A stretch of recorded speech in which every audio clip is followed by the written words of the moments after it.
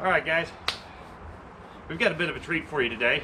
As you can see, I've got the Can-Am Defender Limited parked here, and we've got 2 crates.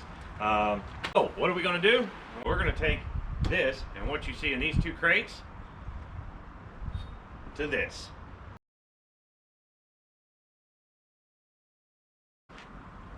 I worked with Caldwell Equipment in DeSoto, Missouri to order this, and what's in these crates is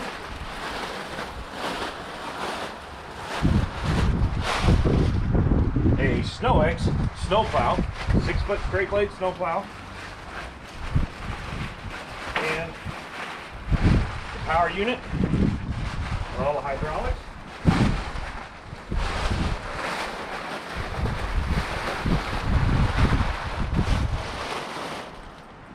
To run it. So this is going to be probably a 3-part series. Part 1 is going to be putting the plow mounts on the Defender.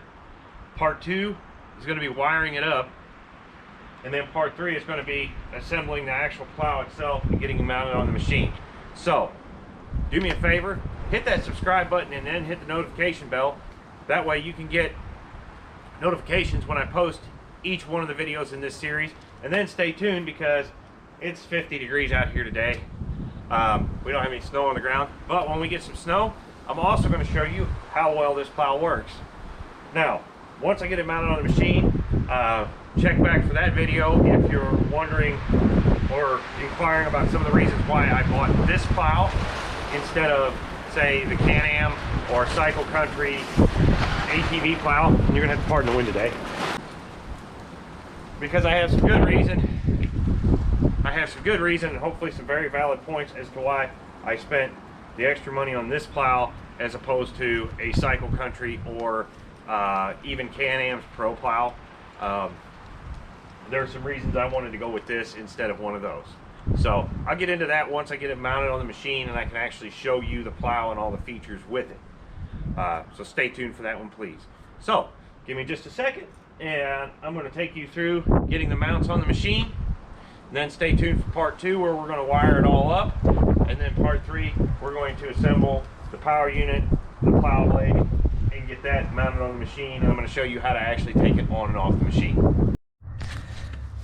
Okay guys, so I've got everything laid out here. You can see the instructions. We probably don't need those, but it wouldn't be bad to have them handy. We've got the hardware. I've got 9/16 and 3/4 inch wrenches. Also have 9/16 and 3/4 inch sockets, because I believe our bolts are all 3/8 or 1/2 inch. Now, the first thing we're going to need to do is take our nippers, and we're going to have to cut these 2 square washers free of the plow, the receiver frame here. Kind of hard to do one-handed. There's one.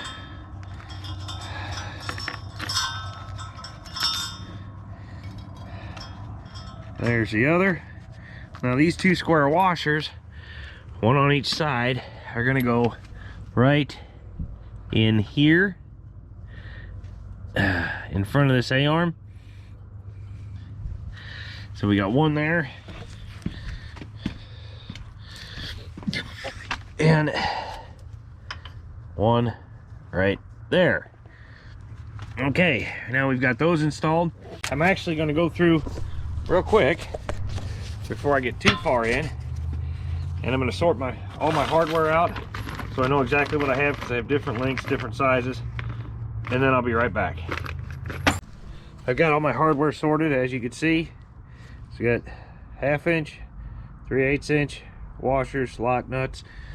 Now, and then I also have the 2 with handles. Okay, slide our plow mount out of the way, pull the square washer off, and then we're going to have to drill these holes out just a little bigger. Oh wow.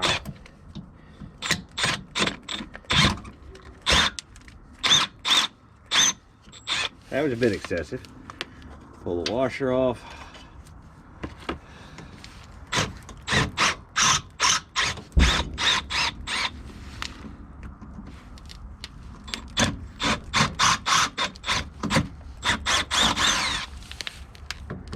Now,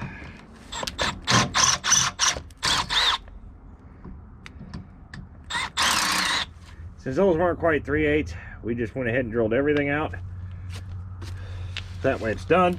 We won't have to stop and do it. Both front and rear holes. Now we put our square washers back up there, and I'll go through and get a little bit of corrosion resistant paint in there here shortly. Oh, what did I do with the bolt? No, I lost the daggum bolt. Okay. So, take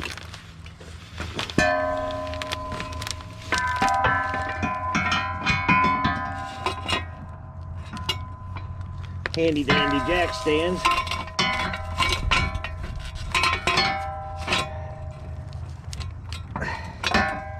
And that'll at least support it.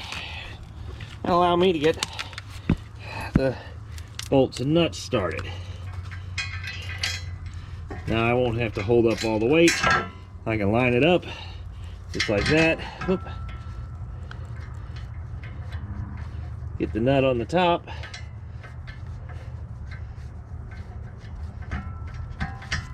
All right, that one started. Now we'll go get the other side started.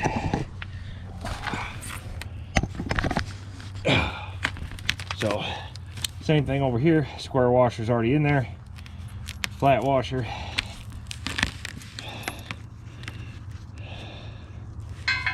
Up through the hole. Oop, square washer jumped out. So we'll stick it back in and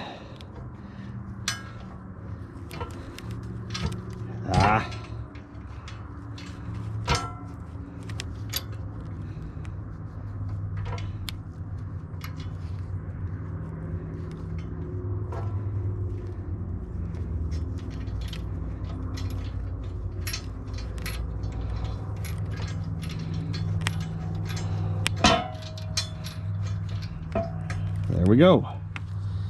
Those two are in. Now I need two more.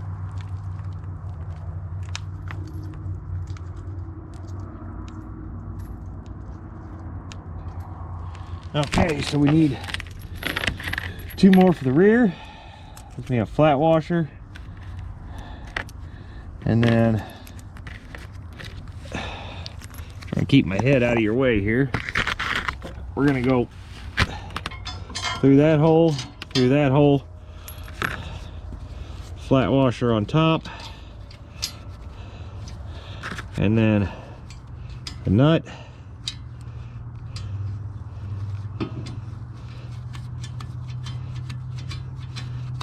and it'll be the same thing on the other side.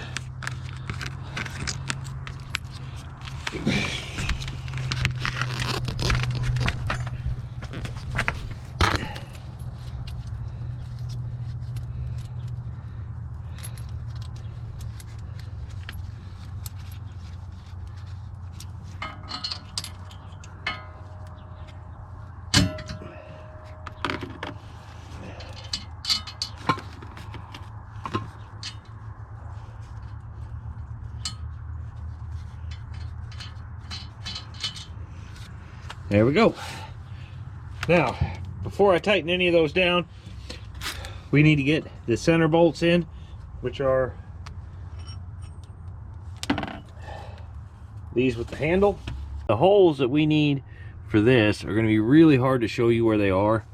I'm trying to get you in here where maybe you could see that one that's down in front of the differential, and then there's another one in the rear that's behind the differential. So I'm gonna go ahead and get those bolts installed, and then I'll bring you back. The other one is, man, I can see it a second ago, but it's back down just a hit underneath the drive shaft down there. I can't get a good angle on it without this stuff in the way.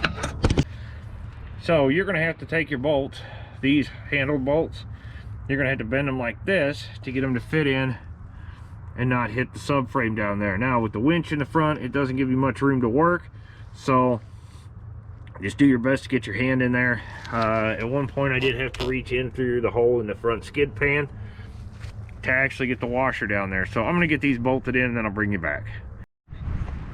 All right guys, some of the things I was trying to show you last night and it got a little dark right down there, you can see the handle on that nut, or that bolt, excuse me, and how I had to bend it to get it through the hole.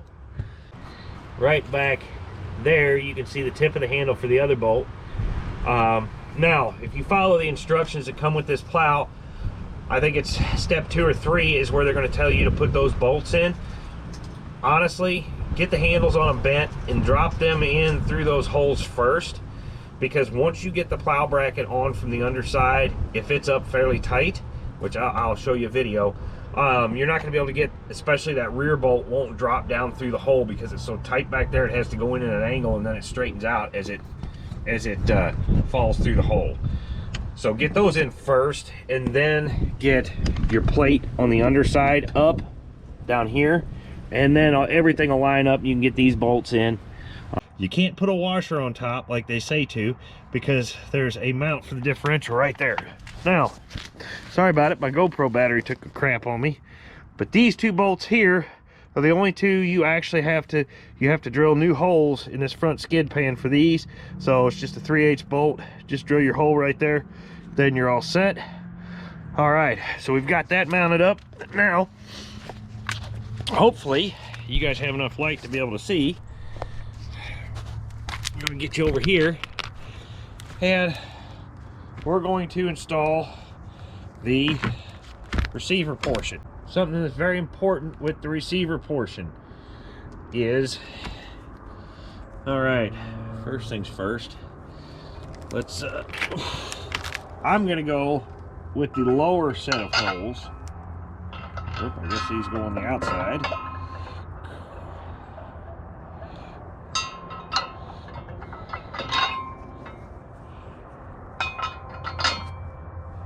Because, oh,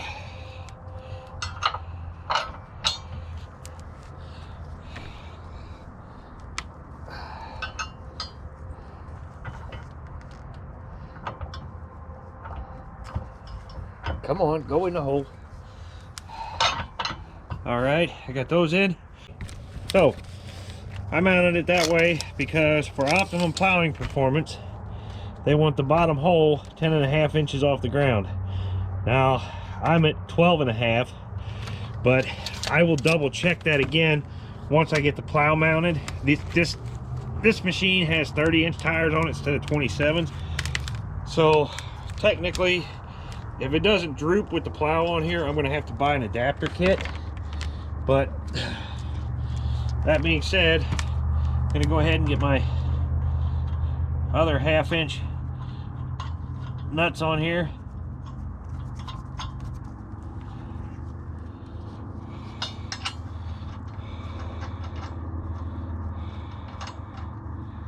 Hopefully.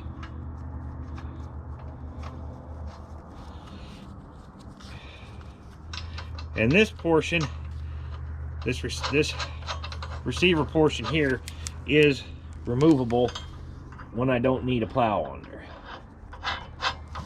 So, got that started. Let's run these suckers down.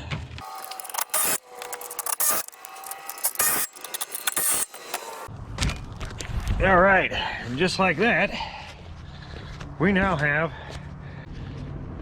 mount hooked up to the side-by-side. It's actually a pretty nice looking setup, and even with the mount on, it really, you can see, I'll give you another shot tomorrow, it really doesn't decrease my ground clearance at all, not in a manner that's going to affect what I use the machine for. So even if I took it out on the trails, you can see, looking from behind the front tire, even if I left the receivers on there, that sucker is still a good ways up in the air. Well, I guess technically that's not the receivers. The receivers are these pieces here, but we'll get to that tomorrow. Okay, so that's going to be it for today. That's going to be installing the mount on the side-by-side.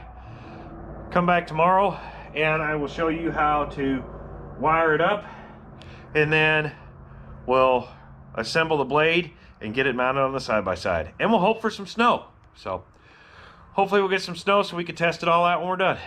Thanks for watching, guys. Don't be afraid to get out there, get your hands dirty. You might have a little fun doing it. We'll see you on the next one.